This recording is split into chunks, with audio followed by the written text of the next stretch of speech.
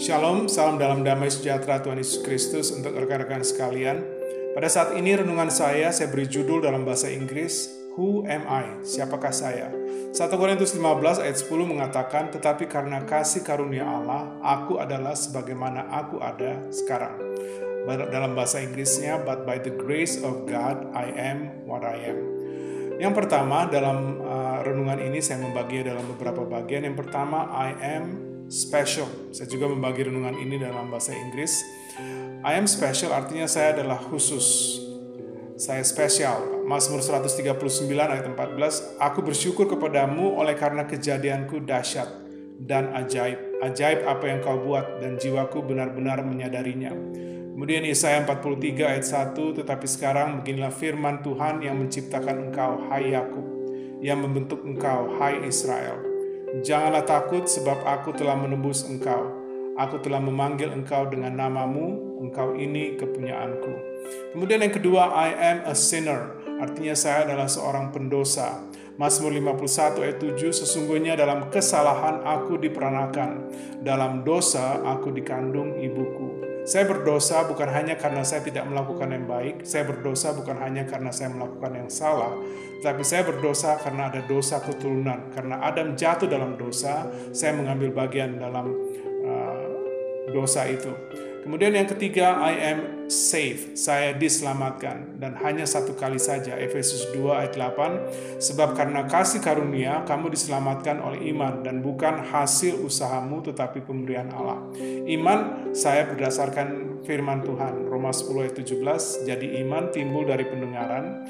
Dan pendengaran oleh firman Kristus. Kemudian yang keempat, I am a saint.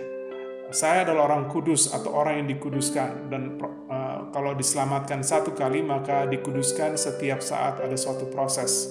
1 Tesalonika 4 ayat 3, karena inilah kehendak Allah, pengudusanmu. Ibrani 12 ayat 10, sebab mereka mendidik kita dalam waktu yang pendek sesuai dengan apa yang mereka anggap baik, tetapi Dia menghajar kita untuk kebaikan kita supaya kita beroleh bagian dalam kekudusannya. Dalam teologi keselamatan ada 3 bagian, ada 3 fase dalam keselamatan itu. Yang pertama kita dibenarkan, yang terakhir, yang ketiga kita dimuliakan, dan di antara dibenarkan dan dimuliakan ada proses yang disebut dengan dikuduskan, di mana kita dirubah pikiran kita, perkataan kita, sikap hidup kita menjadi sama seperti pikiran, perkataan, dan sikap hidup Tuhan Yesus.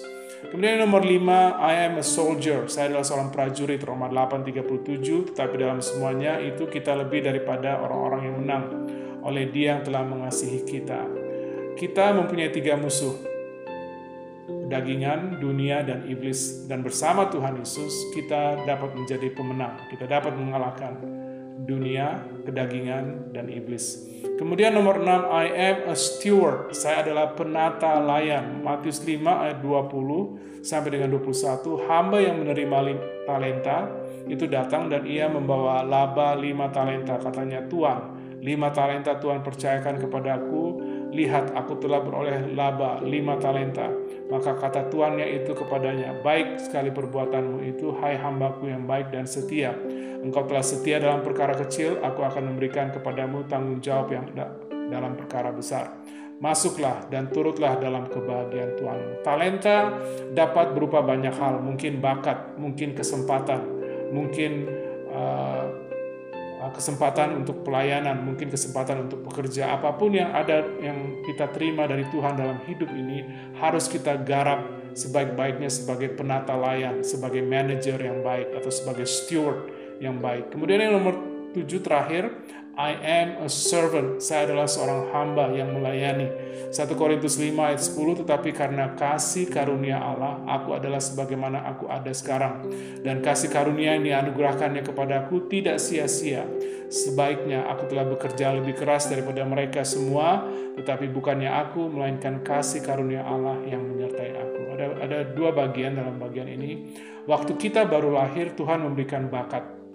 Tetapi waktu kita lahir baru, menerima Tuhan Yesus, Tuhan memberikan kepada kita karunia roh.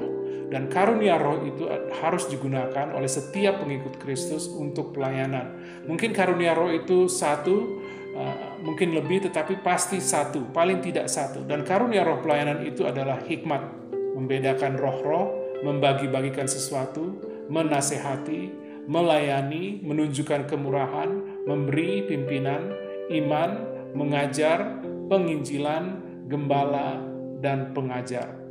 Kiranya firman Tuhan ini dapat mempertajam siapakah saya di dalam Tuhan Yesus. Tuhan Yesus memberkati pemberitaan dan penerapan firman-Nya. Haleluya.